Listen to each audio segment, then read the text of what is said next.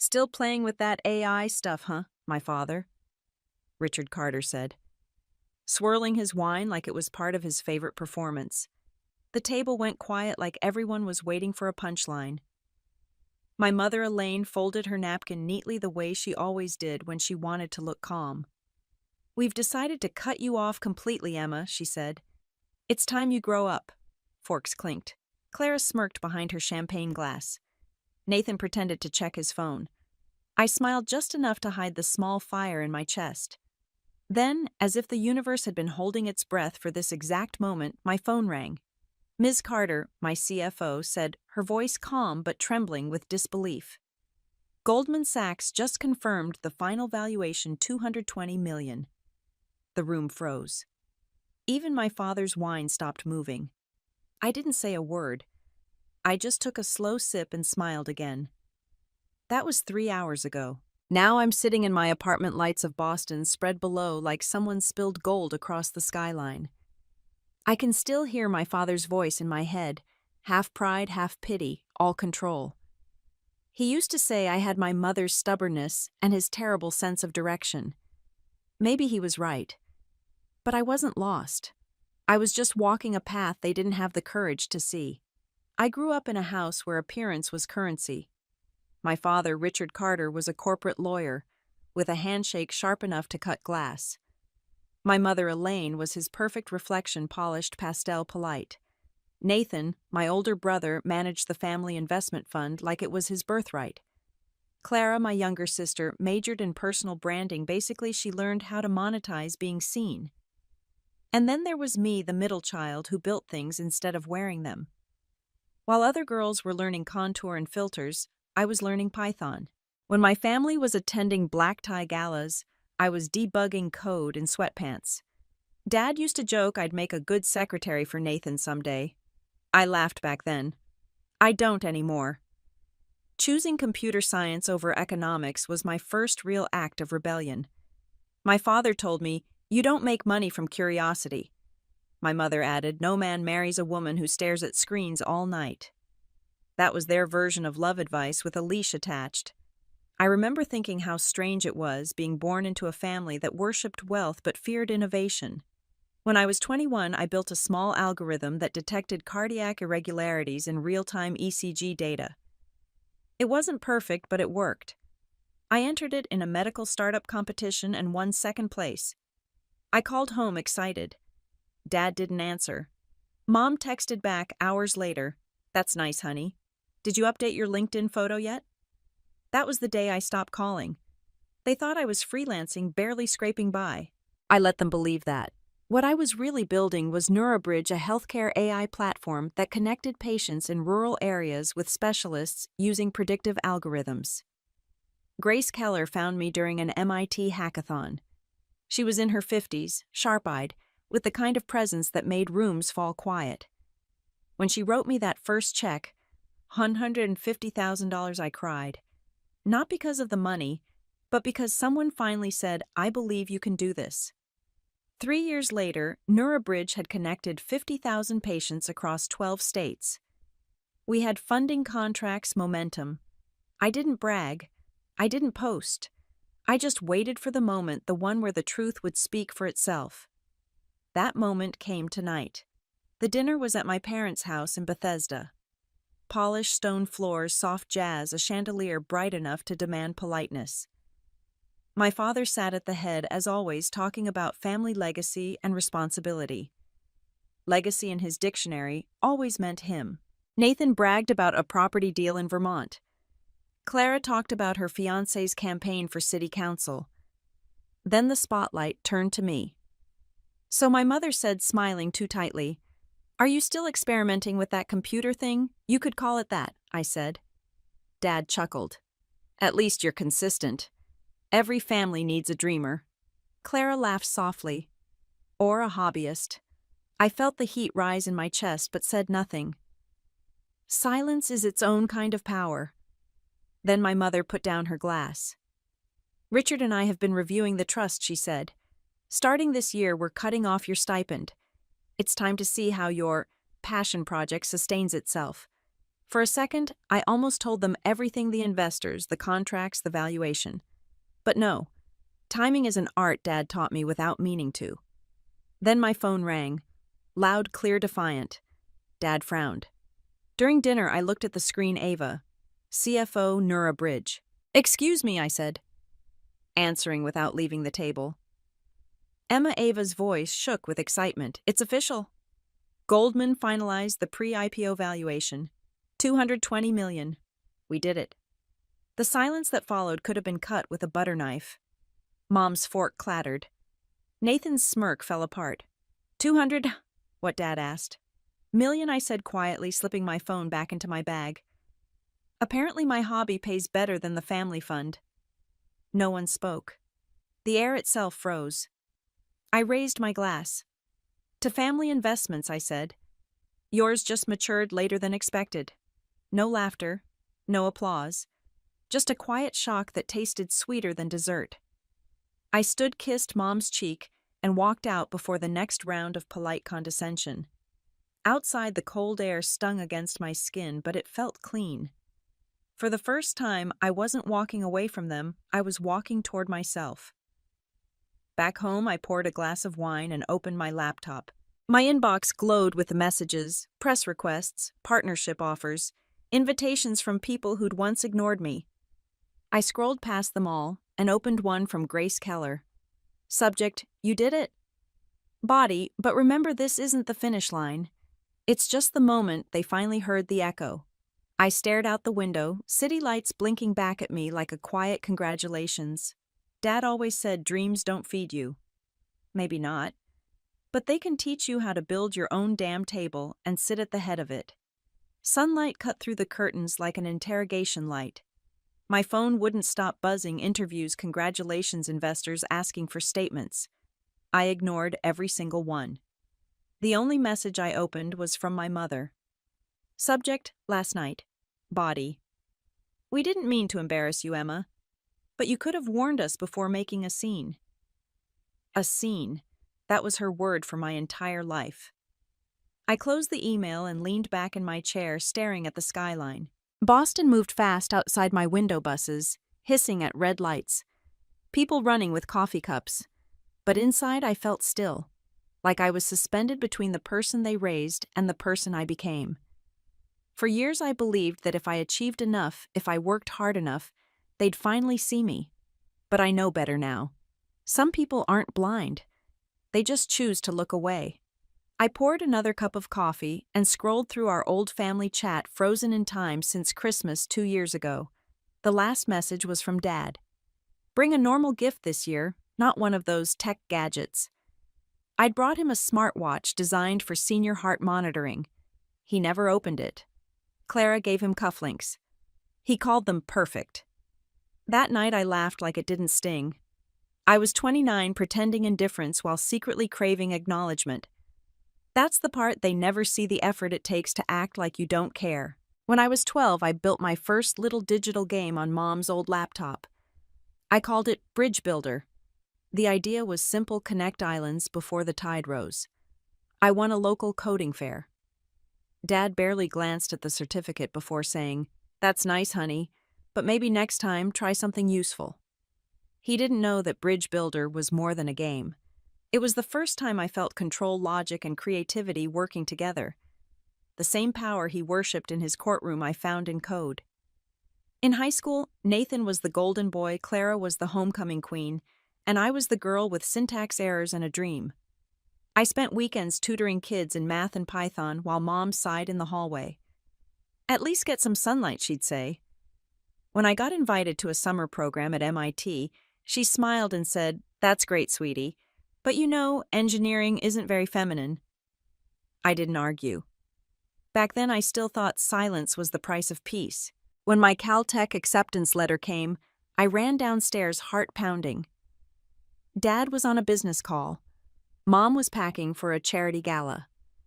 Nathan smirked and said Caltech was for lab rats. I folded the letter, tucked it in my bag, and went to the airport alone that fall. College was messy freedom. I lived in a one-bedroom apartment with a leaky radiator and dreams too big for the space. ramen, thrifted furniture, and all-night code sessions. My roommate joked that my laptop was my most consistent partner. She wasn't wrong, it was the only thing that never lied to me. Sophomore year, I built a small AI model that could predict early respiratory failure from patient data. My professor told me to publish it. I emailed my parents the draft. 2 days later, Mom replied, "You're doing too much. Focus on something stable." I deleted the email but kept the sentence. It became gasoline.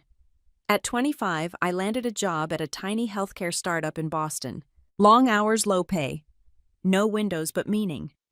We built models to catch medical errors before they happened. The founder once said to a colleague, "She's brilliant, but she won't last.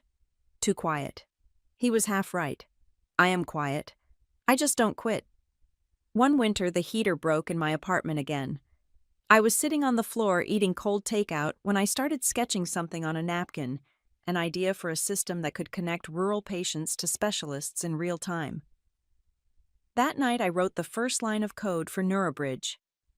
The name came easily, Neura, for the neural networks I loved, Bridge for what I was always trying to build: connection. Between people and technology. Between ambition and purpose. Between the version of me they dismissed and the version I was becoming. No investors. No team. Just faith and caffeine. I drained my savings, $47,000, and built. My parents thought I was freelancing for some data company. They didn't ask. I didn't tell. That was our family code: don't ask. Don't disrupt. Don't dream too loud. Years later, when the first version of NeuroBridge went live, I typed 3 words into our Slack channel. It's working. A woman in Kansas used the platform that day to book a telemedicine appointment for her son. That moment hit me harder than any trophy, any applause. Because for the first time, something I built actually helped someone. That's when I realized this wasn't about revenge, it was about purpose. But purpose doesn't cancel pain. That's why last night mattered. Not because of the money or the headlines, but because I stopped translating myself for them. I spoke their language, money, but on my own terms. Dad used to say, "There's no room for emotion in business." I disagree. Emotion is what keeps you standing when logic tells you to quit. The morning stretched quiet and long. I grabbed my coat and stepped outside. The world looked the same, but I didn't. Maybe because for once I wasn't chasing a seat at their table. I was building my own. My phone buzzed again, Ava calling. "The press wants a statement about last night," she said. I laughed softly. "Tell them the company speaks for itself." "Should I prepare a quote?" "Yes," I said. "Something simple." She waited. I smiled. "Write this: some bridges are meant to burn so others can finally be built." I slipped my phone into my pocket, crossing the street, as sunlight caught the glass towers around me. Somewhere in all that noise, traffic, footsteps, the city breathing, I heard my heartbeat steady and sure. For the first time in my life, I wasn't running from who I was. I was walking toward what I was always meant to build. The office smelled like stale coffee, ozone from blinking servers, and the sharp scent of raw ambition. That's how every morning began at NeuroBridge: buzzing laptops, blinking routers, and the soft hum of hope wrapped in exhaustion.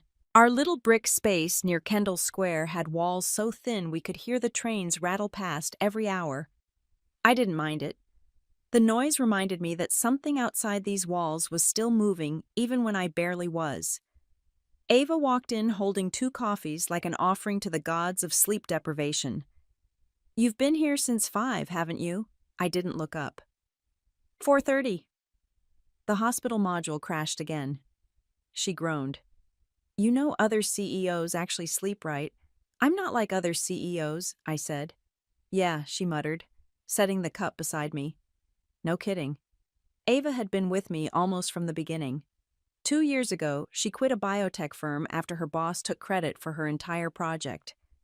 I hired her the next day. She was calm where I spiraled, logical where I obsessed.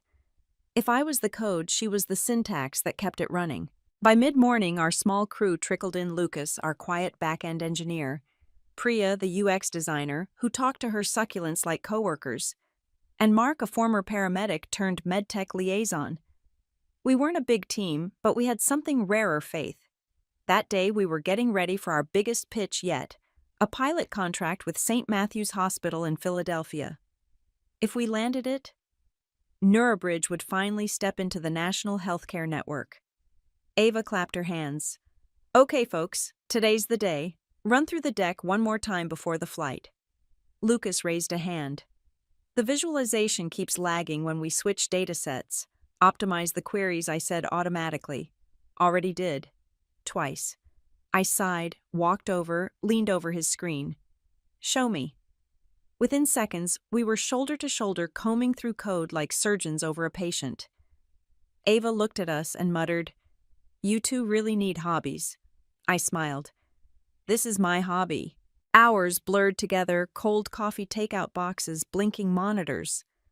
By the time we fixed the lag, the sun was already gone. We grabbed our bags, sprinted to Logan, and caught the last flight out. On the plane, Ava scrolled through financial projections while I stared at the window. The city below looked like a giant, intricate network of interwoven light trails, tiny lights, endless connections, every one of them depending on something unseen. Do you ever stop thinking about it? She asked. About what Neuробridge? The mission. The next fire to put out. I shook my head. If I stop thinking, it stops existing. Ava exhaled. You sound like my ex-husband. Except your relationships with a server. I smiled, small but real. She wasn't wrong. We landed after midnight, checked into the hotel, and tried to sleep. I didn't. I opened my laptop, staring at the demo slides one last time. Every line of code, every graph, every button, mine. I remembered those early nights when I wrote the first versions wrapped in blankets eating noodles because the heater had died again. I sold my car to pay for servers. I coded through the sound of my own hunger. Now I was heading into a hospital boardroom hoping that proof of purpose would finally outweigh perception. Morning came fast. St. Matthew's looked like money-polished stone floors, glass elevators polished everything. We waited in a boardroom big enough to hold our entire company twice over. When the executives filed a dozen suits, I counted only one woman. The lead Dr. Lewis extended his hand. Ms. Carter, thank you for coming. It's Emma, I said. He smiled politely, then turned toward Ava. So, Ms. Lee, this is your CEO. Ava's jaw tightened. I kept my tone level. Yes, and you must be the one who said health tech needs a human touch. Good thing I'm both human and tech. The men chuckled awkwardly. We started. Halfway through the pitch, the projector froze. Lucas's eyes went wide. Ava whispered, "Keep talking." So I did. You don't need slides to understand what matters, I said. Last year, your hospital reported over 8,000 missed appointments because of scheduling conflicts. Our pilot programs cut that number by 61%. That's not a statistic. That's real people getting care faster. Dr. Lewis leaned back. And what makes you different from your competitors? Competitors build software, I said. We build a connection. Silence, then nods. By the end, he said, let's start with a 6-week pilot. Ava's hand trembled slightly as she shook his. I didn't breathe until he added, if the results hold, we'll expand nationally. We walked out like we were floating. At the airport, Ava threw her arms around me. You did it. I shook my head. We did. Back in Boston, our team was waiting. I told them the news and the whole room exploded. Priya cried, Lucas smiled for the first time in a week, and Mark yelled, pizza for everyone. We stayed all night eating greasy slices and laughing until the windows fogged. It was the kind of joy that sneaks up on you, the kind you don't trust to last. And I was right not to. 2 weeks later, the system went live. Then came our first glitch, a data mismatch that sent a patient to the wrong department.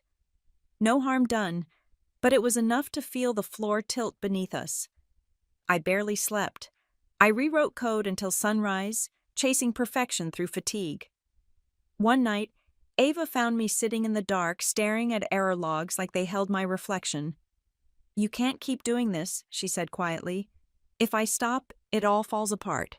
She hesitated. You'll fall apart first. I didn't answer. Because she was right. And I wasn't ready to admit it. At dawn, I watched light push through the blinds, catching the dust in midair. The servers hummed softly behind me, steady like a heartbeat. The city outside was waking up. Inside, I felt both wrecked and alive. I opened my notebook and wrote 3 words. Keep building bridges. Then I underlined them twice. Because even when everything hurts especially, then you build anyway. We were just getting started. Snow was falling in slow, lazy spirals outside the office window when the email came in. I was half asleep on the couch. A cold cup of coffee balanced on my chest like a bad idea. The subject line glowed on my laptop screen, data summary. St. Matthew's Pilot. I sat up too fast. The cup toppled coffee spilling down my sweater and across the floor. Ava stirred from her desk in the corner, still surrounded by half-eaten granola bars and open spreadsheets. Is it from them? She mumbled, voice hoarse. Yeah, I whispered, clicking open the file. The spreadsheet loaded line by line like it knew it was holding its breath. Then the numbers appeared. Appointment delays down 61%. Missed appointments cut in half. Patient satisfaction up 42%. Every single column was glowing green. Ava blinked. That's impossible. I just stared at the screen. It's real. For a long second, neither of us spoke. My heart wasn't racing. It was steady, like it knew this was the moment everything turned. I could feel it in my chest, quiet, but enormous. We had done it. I forwarded the report to Grace Keller, our first investor, before I even processed what it meant. 2 minutes later, my phone lit up. Emma Grace said, skipping the greeting, I've seen a lot of pilots, but this is a paradigm shift. It's time to raise Series A. I froze. Series A. We just finished the pilot. Exactly, she said, cutting me off. That's when the smart ones move. The numbers speak for themselves. You're not just running a startup anymore. You're building infrastructure. Across the room, Ava mouthed, infrastructure, like she wasn't sure whether to celebrate or panic. Grace continued, I'm sending over a short list of funds. Start pitching next week. And Emma, yeah, you'll never feel ready for this. That's how you know you are. When the call ended, the silence in the room hummed with new weight. Ava exhaled. You realize what this means, right? We're going big. I smiled faintly. Yeah, we're going big. The next week blurred into coffee chaos and slide decks. I'd spent my life building algorithms, not convincing men in tailored suits that I was worth their money. Now I had to do both. Ava and I spent night after night rewriting, practicing, arguing about projections. We're not selling shoes, I snapped once, exhausted. Ava didn't even look up. No, she said. We're selling our beliefs. And that's harder. She was right. Our first pitch was with Riverside Ventures in a building so pristine it looked like it was afraid of fingerprints. I wore my best black blazer and boots that hurt after 5 minutes. The partners flipped through our deck like it was yesterday's newspaper. One of them said, So NeuroBridge connects patients with specialists. Isn't that basically glorified scheduling software? I met his gaze. If you define connection as a calendar link, sure. But if you define it as the difference between early detection and late-stage cancer, then no. It's not just software. Silence. Then a few awkward nods. Ava's lip twitched like she was trying not to grin. Outside in the cold, she said, You realize you just told off a VC? I wasn't rude, I said. Yeah. Which somehow made it scarier. We laughed, but not for long. The rejections started pouring in. Out of 30 firms, 22 said no. Too niche, too early, too female. They didn't say that last one out loud, but we both heard it anyway. A few suggested I step down as CEO for someone with more experience. Each no felt small at first, like a paper cut, but they added up. One night I sat alone in the office, surrounded by empty cups and open tabs. Ava came in quietly, her hair pulled back, her eyes soft. I think I'm tired of explaining myself, I said. Then stop explaining, she said. Start showing. That night we rewrote the entire pitch deck. No buzzwords, no vanity metrics, just the truth, the data, the patience, the heartbeat behind the numbers. The next morning we walked into a smaller office, Marlowe Capital. No polished stone floors, no wall art, no fake smiles. Just one woman behind a desk, Victoria Hayes. She listened the whole time without interrupting. Not once. When I finished, she leaned forward. "What's the first thing you'd do if I invested hire a compliance officer?" I said immediately. "If we're going to touch medical data, we need to protect it." She smiled slightly. "Good. Most founders say marketing or expansion. You said responsibility.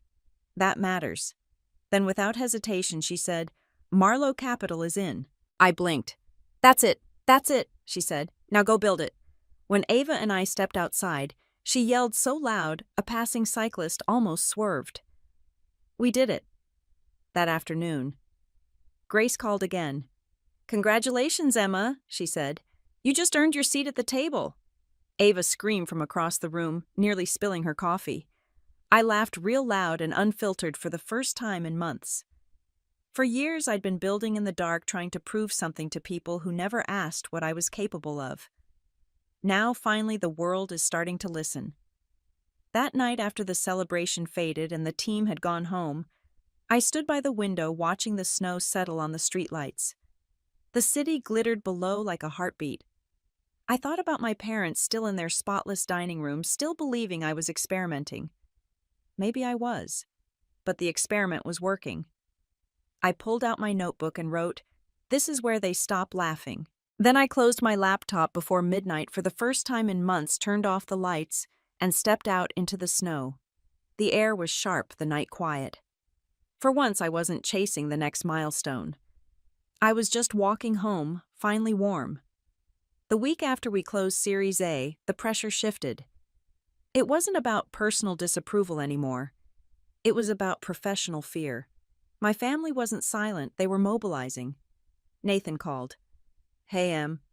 Dad needs to talk to you about something." "If it's not a compliance inquiry, I'm busy," I replied. He dropped the casual tone. "It's about Richard Carter's firm, Harrington Capital. They're launching a direct competitor to Neurobridge. It's called MedLink." My blood ran cold. My father, Richard, was not just mocking me. He was funding a rival. "They're pitching to St. Matthews next week," Nathan continued. "Dad says your valuation is based on soft metrics. He claims MedLink has real backing." "Real backing from who?" "The family fund is managing the seed round," he said, his voice a strange mix of pride and regret. "It's purely business, Em. Nothing personal." "Everything you do is personal, Nathan." I said, the quiet anger finally finding its voice. "You just moved the dinner table into the boardroom." I didn't panic. I called Ava. "We're skipping the pitch. We're deploying a live demo on-site at St. Matthews tomorrow. We're going to prove our system isn't just an idea, it's an asset." The next day, we worked from the hospital lobby, showing Dr. Lewis real-time data from our pilot. The number of lives touched, the time saved, the money conserved. We were focused, quiet, and effective. When the MedLink team arrived, they were all sharp suits and glossy brochures. My father wasn't there, but Nathan was looking surprised and irritated to see me. Dr. Lewis smiled faintly. "Gentlemen, thank you. But Ms. Carter has been kind enough to show us her existing infrastructure. We don't need an artist's rendering when we have a blueprint." We walked out. Nathan caught up to me in the parking garage, his face tight with anger. "You sabotaged us," he hissed. "I won fairly," I corrected. "Your team sold a promise. My team sold a working system," he scoffed. "You'll need real capital to scale, Emma. The kind of money only Dad can access." I met his gaze. "I just earned $40 million from Marlowe Capital. I'll keep building my own table, Nathan. You can keep managing Richard's leftovers." I left him standing alone, his tie a stark line against the concrete. The victory wasn't loud, but it was definitive.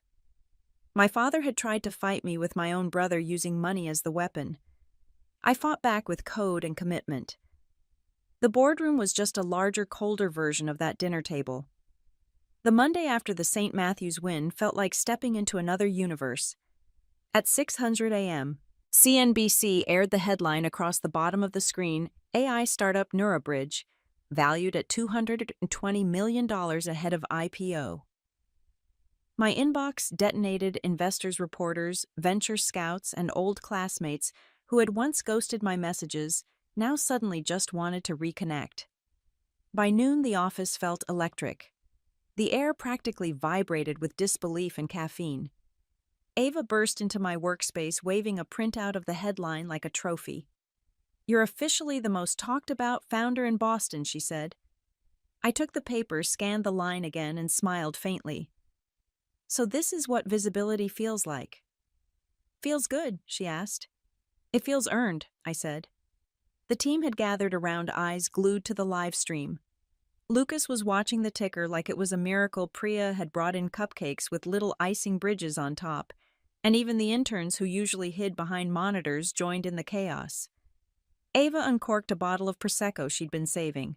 "To us," she said, lifting her glass. "To the builders. The believers." I hesitated just a second, then raised mine. "To the bridges we build and the ones we burn." The room erupted in cheers. But as laughter filled the air, I felt a strange quiet bloom inside me. That same silence that comes when you realize the world has finally started paying attention, and you're not sure if you're ready for it. An hour later, my phone rang. "Grace Keller." "You handled that beautifully," she said. "No grandstanding, no theatrics, just results." "I figured the work should speak first," I said. "It did," she replied, "and it spoke loudly. But Emma, remember this. The second you're visible, the world will start trying to own pieces of you."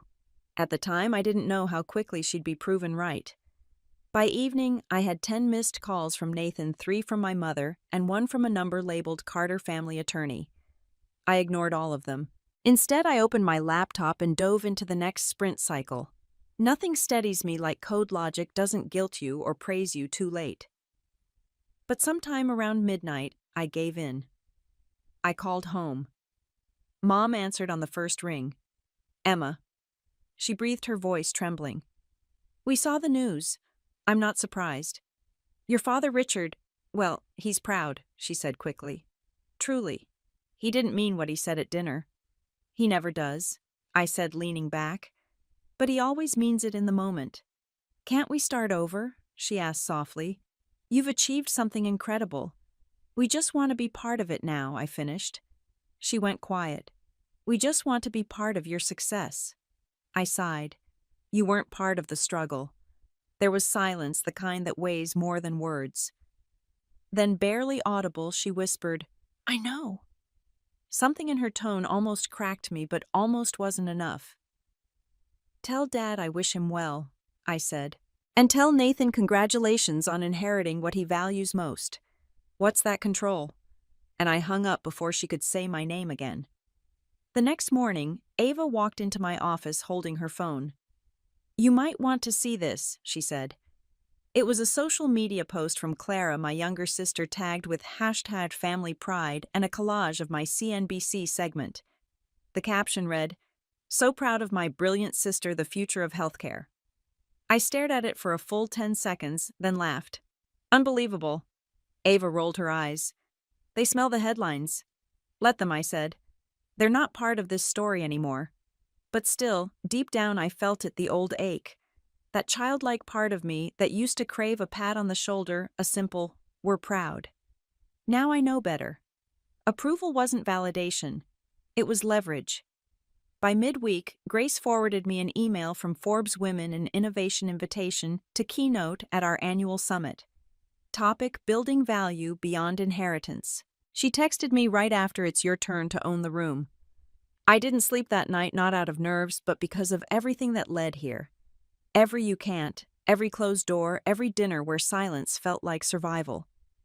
The next morning when I stepped on that stage, the lights were blinding and the audience was a sea of faces: executives, investors, founders, all waiting. I didn't use a script. I was raised to believe success was a family heirloom I began passed down to those who followed the rules. But I learned something different. Success isn't inherited. It's built often in silence, often alone. The room was still. For years I built in the dark. They called it rebellion. I called it clarity. Because sometimes the people who doubt you most are the ones who teach you exactly what you're capable of without them. The applause came like thunder. Cameras flashed. People stood, but I barely heard it. Because it wasn't just for me, it was for every woman who'd been told she was too much or not enough. Afterward, Grace found me backstage. She was smiling the way mentors smile when they know something has just shifted. "You didn't just speak, Emma," she said. "You redefined the room."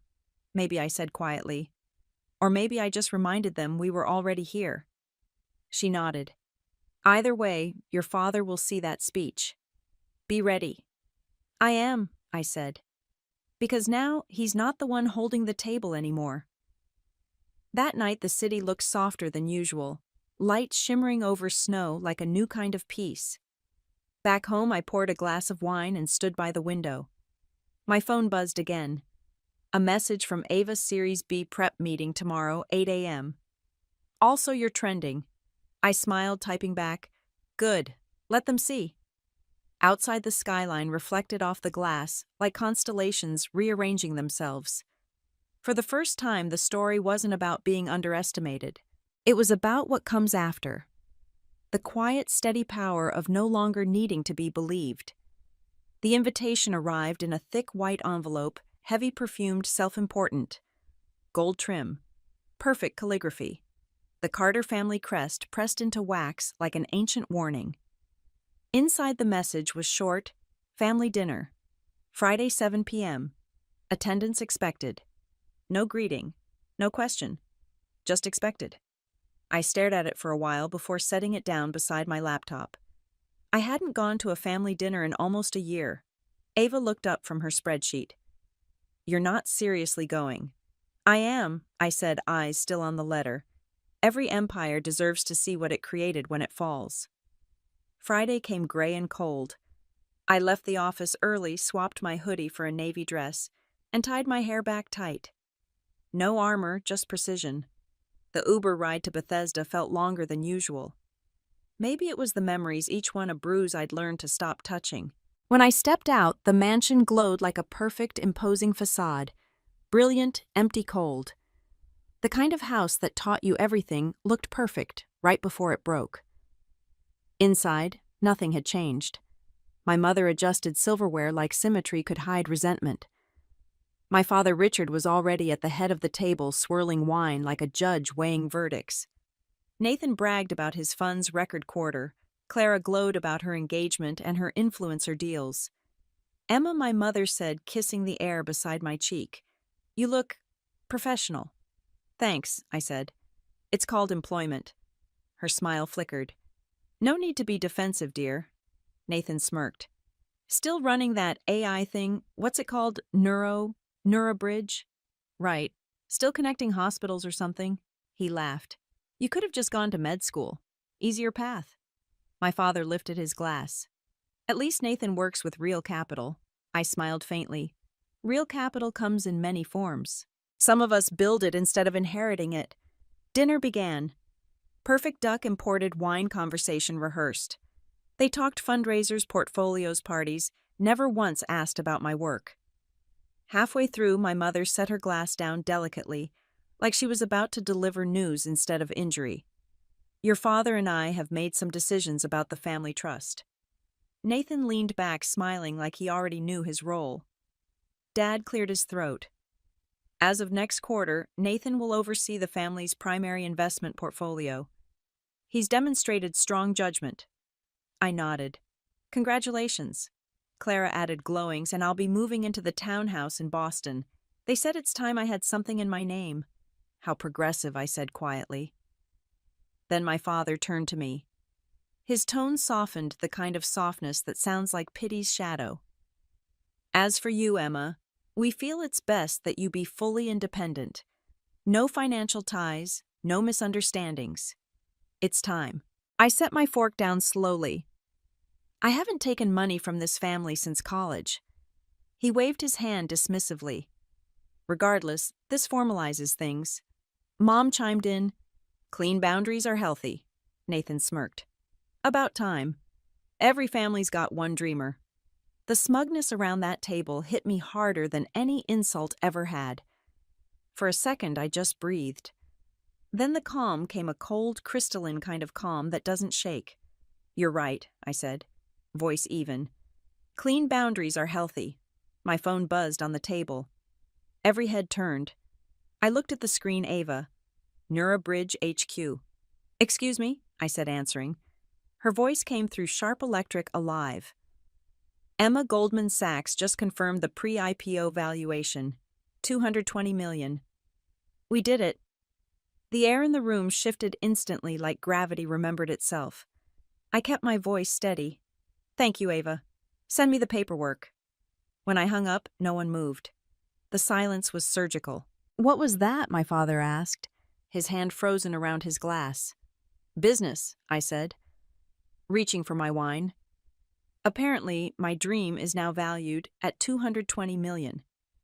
Nathan's jaw slackened. 220, I said, correcting him with quiet precision. Million. With 2 zeros. Clara blinked too fast. "You're joking." I met her eyes. "Do I look like I'm joking?" The silence deepened. My mother's hand trembled as she adjusted her napkin. "Well," she said weakly, "that's wonderful news, dear." Nathan forced a smirk. "Valuations aren't profits. Let's see if it holds." "It will," I said, "because I built it to." My father recovered, his voice tone shifting into control. "You should have told us sooner. We could have advised you, helped with negotiations." I tilted my head. "I don't need help negotiating. You taught me how to win by losing affection."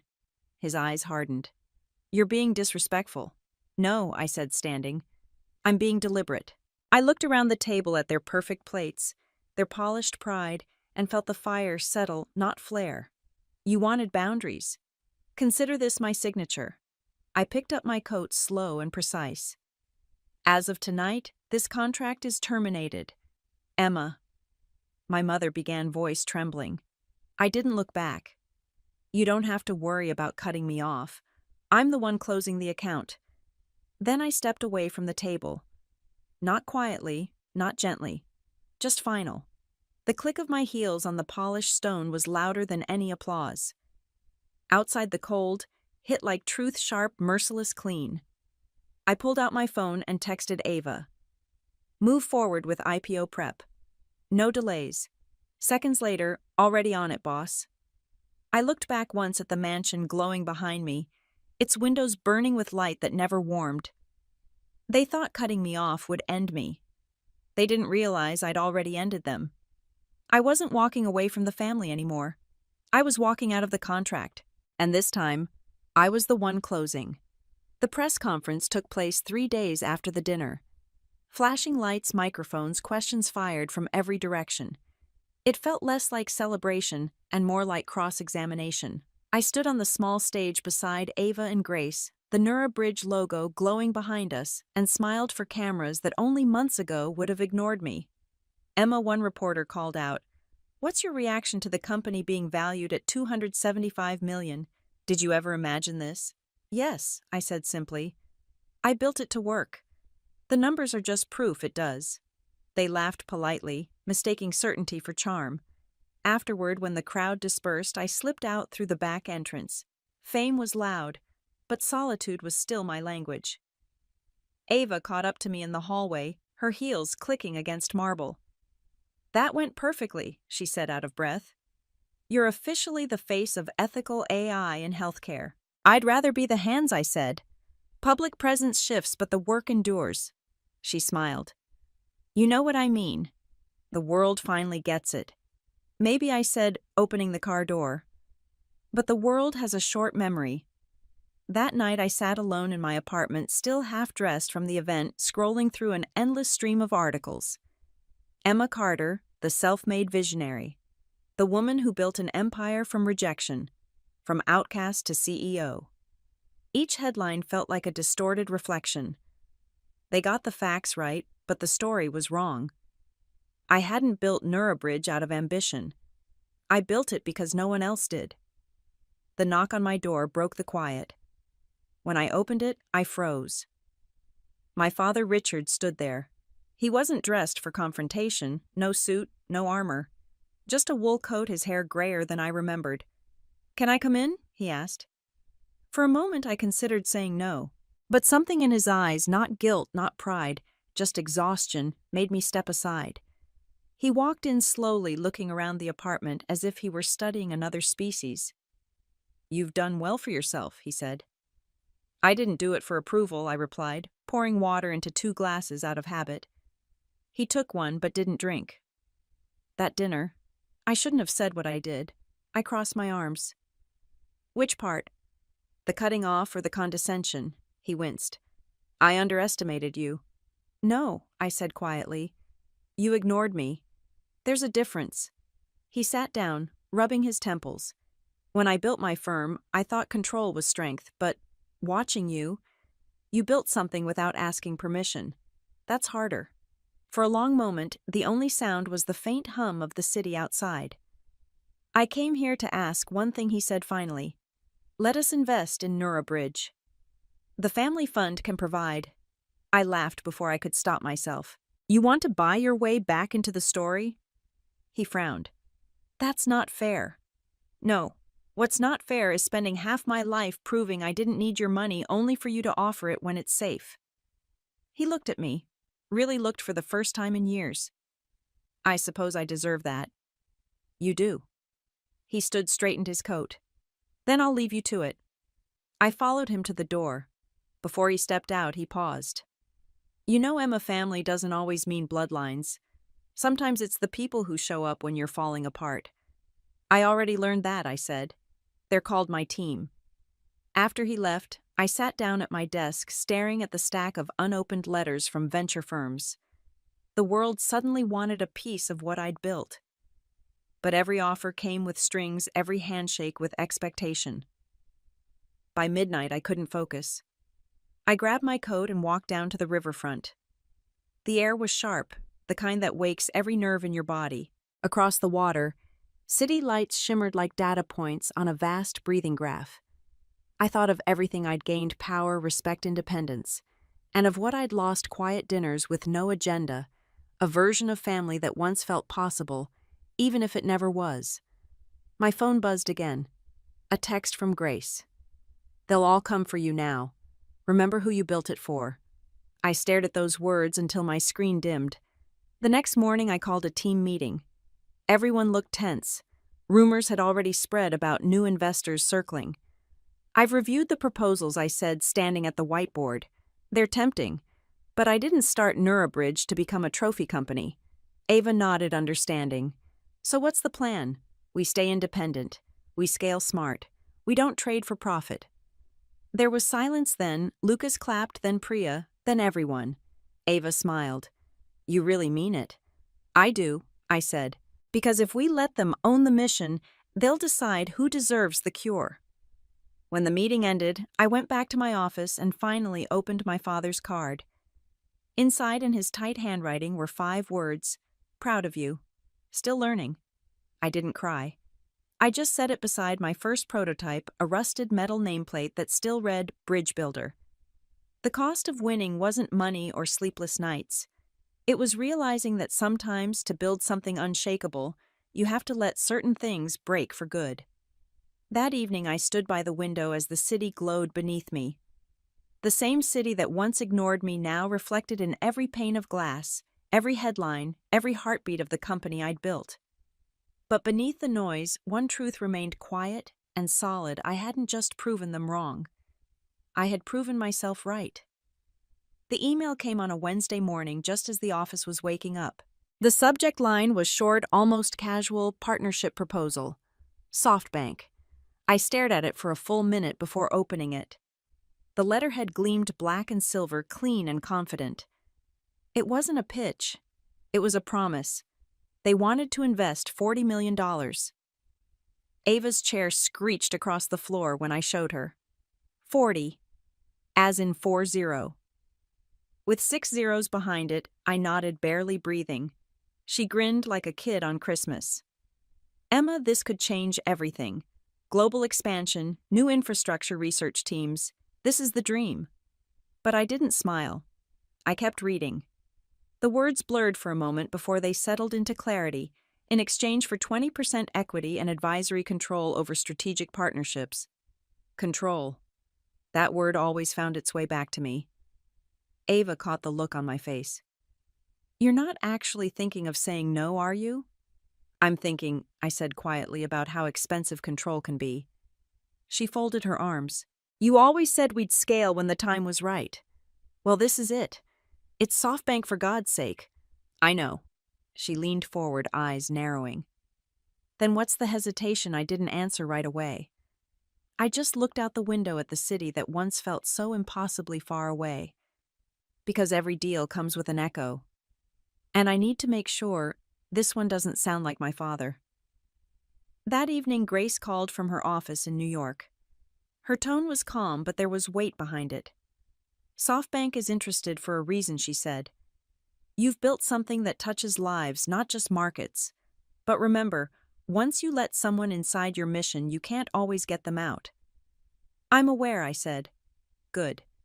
Because I've seen founders trade visions for valuation. It never ends the way they expect. I sighed. And if I say no, she paused. Then you stay free. But freedom comes with slower growth and harder nights. I thought of my team, of their faith and their exhaustion, of every late hour spent coding, testing, fixing, believing. I'll think about it, I said.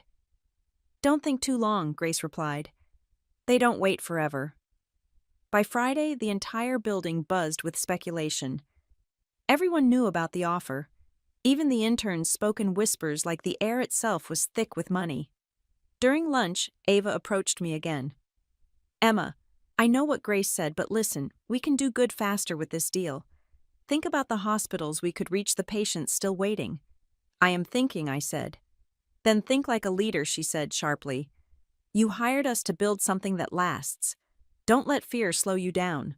Her words stung mostly because she was right. But fear wasn't my problem. Ownership was. That night I stayed in the office long after everyone left. The lights from the servers pulsed softly like a heartbeat. I opened the first NeuroBridge prototype on my old laptop, the one I'd coded alone in a one-bedroom apartment. I remembered every rejection, every patronizing smile, every question about whether I had a male co-founder. And I thought of my father, his voice telling me that independence was just another word for isolation. He was wrong. Independence was a choice, and I wasn't ready to sell mine. The meeting with SoftBank was set for Monday morning. Their team arrived in tailored suits and practiced smiles, the scent of polished success trailing behind them. Ms. Carter, the lead investor, said, shaking my hand, "We've followed your journey for a while. We believe NeuroBridge is the future of healthcare AI. Our offer reflects that." Generous, I said, but let's talk about the fine print.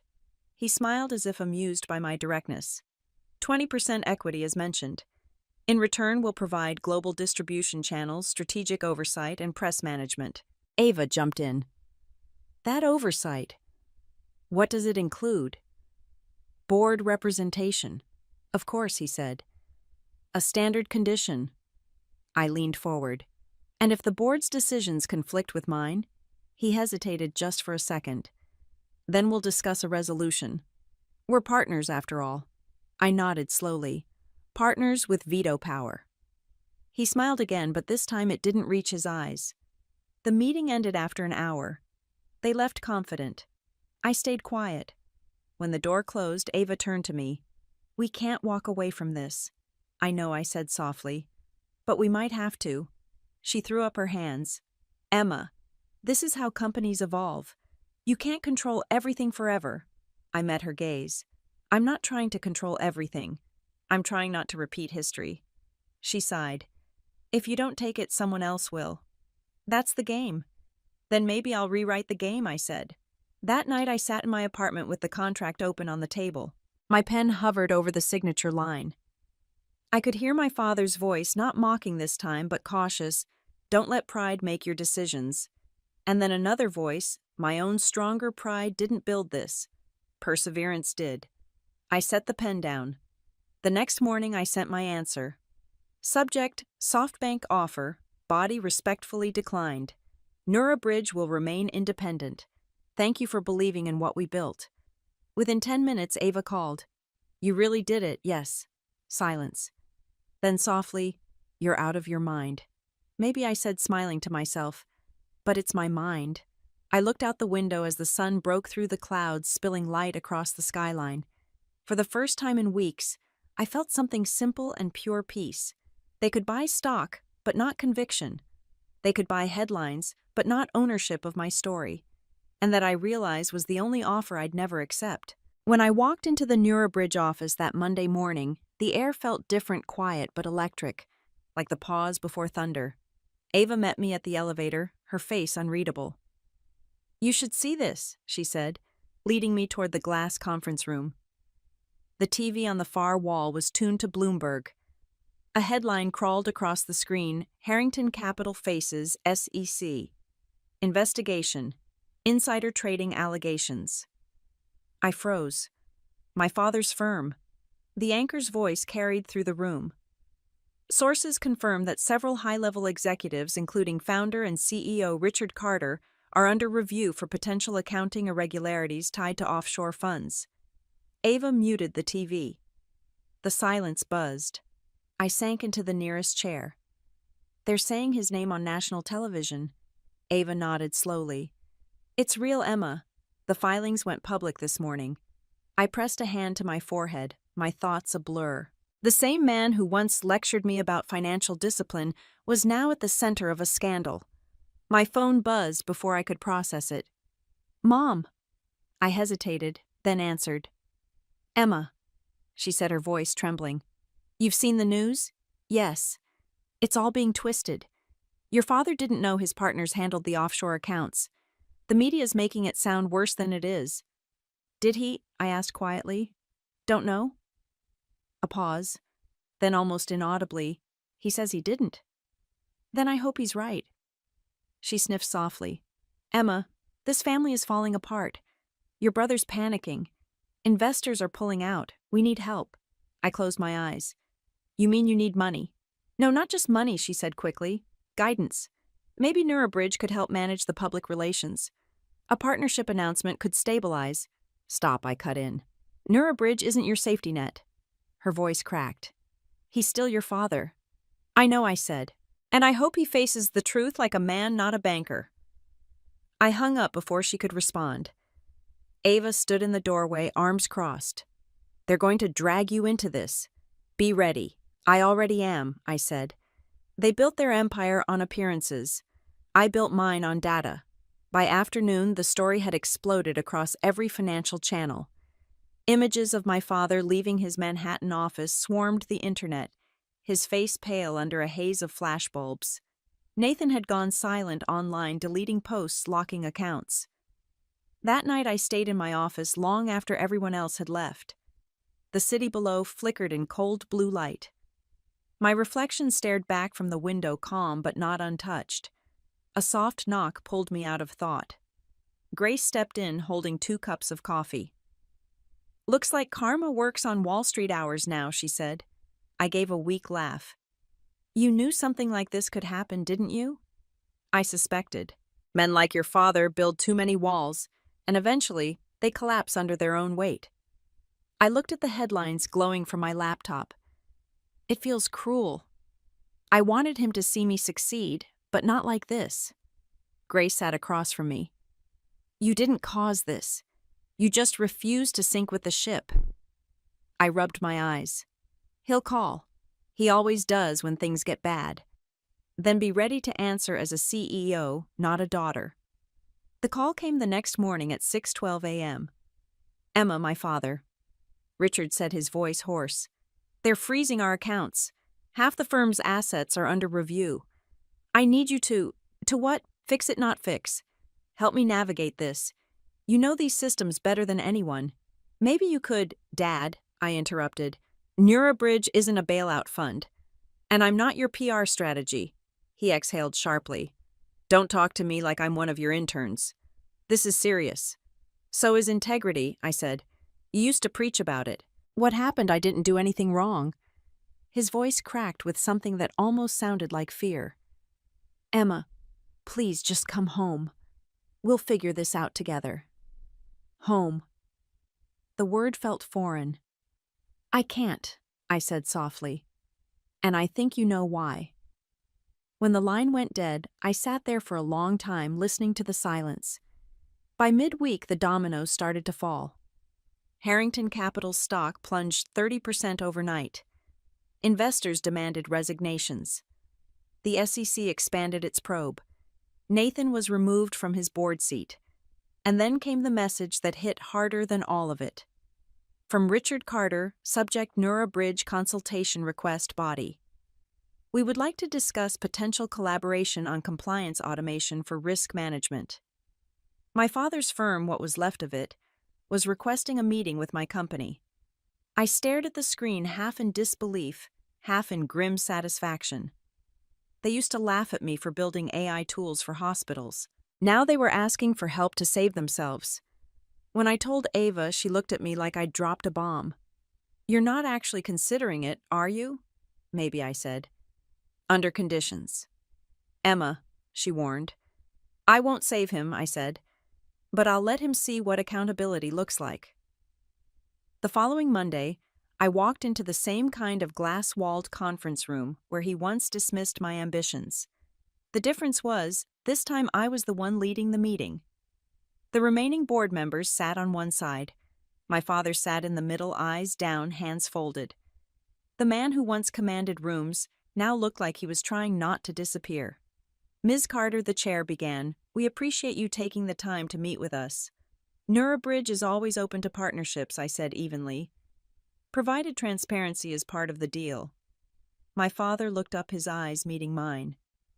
For the first time in my life, there was no dominance in them, only shame. I clicked the remote, and a slide appeared behind me, a graph showing the firm's internal risk flags. You've built your business on opacity, I said. That ends here. If we work together, it will be under full compliance. Every number verified, every transfer visible. The chair nodded slowly. Understood. I turned to my father. Can you operate under that? He hesitated, then nodded. If that's what it takes. It is. When the meeting ended, the board members filed out. He stayed seated. Emma, he said quietly, I never thought I'd be sitting across from you like this. I did, I said. Just not for these reasons. He swallowed hard. You've built something real, something I couldn't buy. I stood gathering my papers. Maybe that's the difference between us, Dad. You built a fortune. I built a foundation. He didn't try to stop me as I walked out. Outside, the winter wind hit my face cold and sharp, but I felt lighter than I had in years. For the first time, I realized the reversal wasn't about him losing everything. It was about me no longer needing anything from him at all. The morning after the boardroom meeting, the air in Boston felt impossibly still. The snow had fallen through the night, muting the world outside my apartment window. On my desk sat a single envelope, a formal invitation embossed in gold. Evans Family Gathering. Sunday evening. It wasn't the first invitation I'd received since the scandal, but this one carried a note in my mother's handwriting. Please come. Your father needs to see you. I almost threw it away. But curiosity, maybe compassion, kept me from doing it. By Sunday night, I found myself standing once again in the mansion that had shaped and suffocated me. The house looked the same as always, immaculate, silent, proud. But beneath its polish, something had shifted. The servants avoided eye contact. The air carried none of the smug laughter I remembered. The empire had cracked, and everyone could feel it. My father Richard was in the living room, seated near the fireplace. He looked smaller, older. Not broken, just emptied. Emma. He said, his voice steady but distant. You came. I wasn't sure I should. He nodded, gesturing toward the chair opposite him. You probably shouldn't have. But thank you for coming anyway. I sat folding my hands in my lap. He studied me for a moment before speaking again. I've spent the last month being interrogated by regulators and abandoned by men I thought were my friends. Funny how fast loyalty disappears when the money does. I learned that a long time ago, I said quietly. He gave a faint smile. Yes, I suppose you did. For a long moment, neither of us spoke. The fire cracked softly between us. Then slowly, he reached into the drawer beside him and pulled out a worn leather watch. This was your grandfather's, he said, setting it on the table between us. He gave it to me when I started the firm. Said it was a reminder that time always collects its debts. I stared at it. You're giving it to me. He nodded. I think I've paid mine. I hesitated before picking it up. The leather was soft from years of wear. I don't know what to say. Say you'll learn from my mistakes. I looked up at him. I already have. He laughed, but it wasn't bitter. It was weary. You know, when I used to talk about control and legacy, I thought I was teaching you strength. Turns out I was teaching you everything I feared losing. The firelight flickered across his face. He looked almost human again, not the unreachable man who'd measured my worth in returns, but someone trying at last to understand. I saw your interview last week, he said. You talked about ethics in AI, about building systems that don't just profit but protect. That's integrity I never learned to value. I took a deep breath. It's not too late to start. He shook his head. For me, maybe it is. For you, it's everything. Behind us, the door creaked open. My mother entered, her posture fragile but familiar. She held a tray with tea and porcelain cups, the same ones she'd used for charity luncheons years ago. Emma, she said softly, thank you for coming. I studied her carefully. The confidence that once hardened her voice had faded. I wasn't sure I was welcome. You're always welcome, she said, though the words trembled, even when I didn't act like it. My father poured tea into her cup, his movements slow. Your mother's been thinking. She exhaled. I've spent my life trying to shape you into something respectable, but I realize now I was terrified of what I didn't understand. You didn't fit the picture, so I assumed you were wrong. I didn't respond right away. For years I'd imagined this moment, an apology, a reckoning, but now that it was here, it felt quieter than I expected. I don't need an apology, I said finally. I just needed space to build what mattered. She nodded, eyes glistening. And you did. I saw the interview too. The way you spoke, the calm in your voice, I've never been prouder. Something in me softened then. Not forgiveness, not yet, but the beginning of it. We sat together in silence, the three of us, for the first time in what felt like a lifetime. When I left the mansion that night, the cold bit at my cheeks. The driveway was lined with melting snow, reflecting the amber glow of the street lamps. As I reached my car, I saw a figure waiting near the gate, Nathan. He looked tired, his perfect suit slightly rumpled. Hey, sis, he said, his voice forced into casualness. Hey. He shoved his hands in his pockets. So, you're the golden one now. Feels strange, doesn't it? I'm not sure that's what this is, I said. He kicked at the snow. Maybe not. But you did it, Emma. You really did. And I was too proud to say it before. I tilted my head. What do you want, Nathan? He hesitated. Honestly, a chance to start over. I lost my board seat. I don't have much left, but I still know how to build things. Maybe Nurabridge could use someone like me, someone who understands the other side of the market. I smiled faintly. You mean the side that nearly destroyed itself? He grimaced. Fair. But I can change. I studied him for a long moment. The old arrogance was gone, replaced by something almost resembling humility. I'll think about it, I said. But not because you're my brother. Because I only hire people who've learned from failure. He looked up, surprised. Then maybe I will finally qualify. As I got into my car, he called out, Emma. I paused. He smiled, small but genuine. I'm proud of you. The words hit harder than I expected. I didn't answer. I just nodded once and drove away. Back in Boston, the city lights looked sharper than ever. In my office, a stack of letters waited applications from young women who wanted to join the Horizon Initiative. I ran my hand over them, feeling the weight of every story that echoed mine: daughters, dreamers, people who refused to shrink. The reckoning, I realized, wasn't about punishing those who once doubted me. It was about choosing not to carry their shadows anymore. The world had turned upside down, and for once I didn't need to prove my place in it. I already had. And now it was my turn to hold the door open for others walking the same long road I once did, alone but unbroken.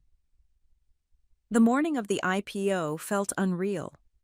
I stood behind the tinted glass of the NASDAQ tower, watching the city pulse with life below me. Billboards flickered, taxis honked, snowmelt shimmered on the streets, and above it all my company's name glowed across the giant digital screen, Neurobridge, listed on NASDAQ. Someone handed me a small microphone. Cameras flashed. Grace touched my shoulder lightly. "You ready?" she asked. I looked at her, at Ava, at my team. Gathered around, all in matching navy blazers and bright eyes that carried the same sleepless pride I did. "I've been ready for years," I said. The countdown began. 10, 9, 8, each number echoing through my chest like a heartbeat. When the bell rang, the sound cut through the air, sharp and beautiful. The room erupted in applause. Confetti rained, and for a moment I simply closed my eyes. I remembered the nights coding in a freezing apartment, the rejections, the loneliness, my parents' laughter at my little tech hobby. And now, $220 million later, the echo of that laughter had finally gone silent. Grace leaned close. "Say something for the press," she whispered. I stepped to the podium, facing a sea of flashing lights. "This isn't just a financial milestone," I said. "It's proof that innovation isn't defined by where you come from, but by how far you're willing to go when no one believes in you." The crowd clapped. My voice didn't shake. Neurobridge was never about proving anyone wrong. It was about proving that access to healthcare, real human efficient care, isn't a privilege.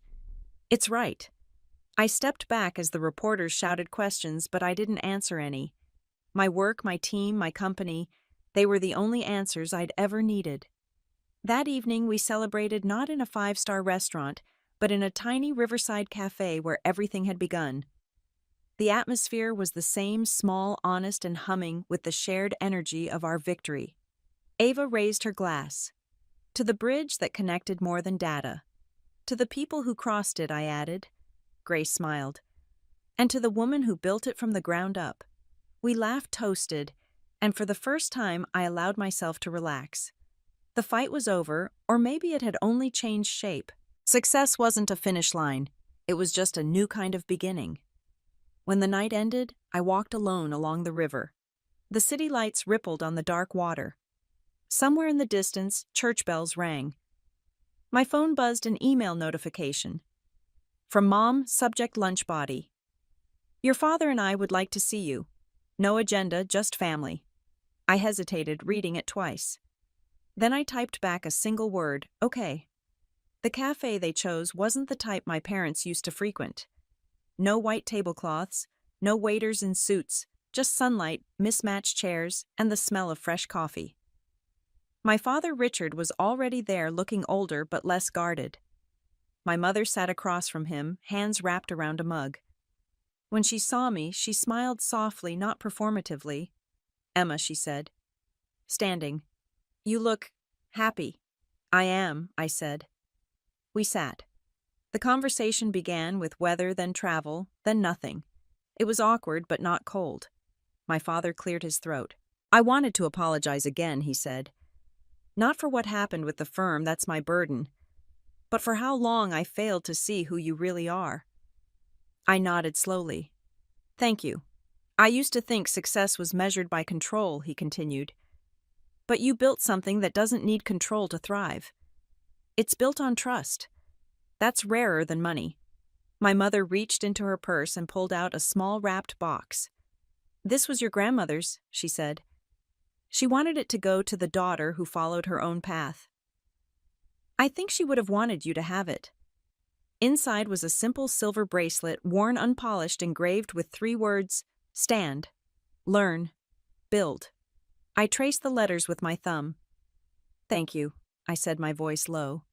We finished lunch without tension, without the old performance, just a quiet, uneasy peace, and somehow that was enough. Before leaving, my father said, "I'd like to visit your office sometime." "Not as an investor," I warned lightly. He smiled. "Just as a father." Months passed. Bridge grew faster than I'd imagined. We opened new research divisions in Austin, Seattle, and Tokyo. I launched the Horizon Fund using $12 million from my personal stake to support young women in AI and medical technology. We started small 15 scholarships, a few mentorships, but the letters that arrived changed me. One from a 17-year-old girl in Maine read, "I want to be like you. Not because you're rich, but because you didn't stop when people told you to." I printed that letter and framed it in the boardroom. Every time I passed it, I remembered what all of this was for: not revenge, not redemption, but continuation. One evening, I found myself back at the river again, the same spot where I used to whisper promises to myself in the dark. The air was cool, the water still. My reflection looked older, steadier, but still hungry for something more, not approval, but purpose. My phone buzzed again, this time a call from Grace. "You're on Forbes again," she said. "They called you the woman who rewrote the rulebook for female founders." I laughed softly. "I didn't rewrite it. I just stopped asking for permission to read it." She chuckled. "Fair enough. So what's next?" "Next," I said, looking at the horizon, "we build the bridge bigger." The next morning, I walked into Bridge's new headquarters. Sunlight poured through the glass walls. My team greeted me with tired smiles and caffeine-fueled determination. On one side of the lobby hung our new mission statement, "Technology serves best when it remembers who it serves." I stood there for a moment, taking it all in. The hum of conversation, the click of keyboards, the laughter from interns who didn't know the battles that came before them. I didn't need to tell them. My story had already done its work. As I headed into the conference room, Ava called after me. "Big day again, boss," I smiled. "Every day is," she grinned. "Then let's make it count." I sat at the head of the table, opened my laptop, and took a deep breath. The circle was complete, not because I'd returned to where it began, but because I'd outgrown the map entirely. Outside, the river glimmered in the morning light, endless and steady. And for the first time in my life, I didn't feel like I was chasing anything. I was already there, exactly where I was meant to be. And that, I realized, was the truest revenge of all. The kind that doesn't burn bridges, it builds them.